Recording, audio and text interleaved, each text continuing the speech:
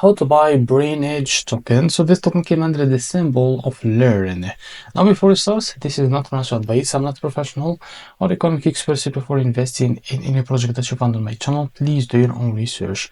And also there is a referral code down in the description. You can get free money, rewards, or crypto with the best referral code. Simply goes below.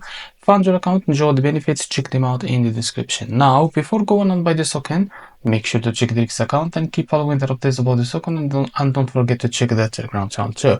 So this token is available on MEXC. You can buy it from your account in MEXC. So how to do that? Just go and open your account in MEXC. So if you don't have an account in MEXC, go down in the description and you will be able to find the referral link on create an account in MEXC to benefit from rewards and found your token with some USDT. Now after that, what you need to do, just go back to this page and copy this token name. As you can see, it will be learn. Now go back to your account in MEXC.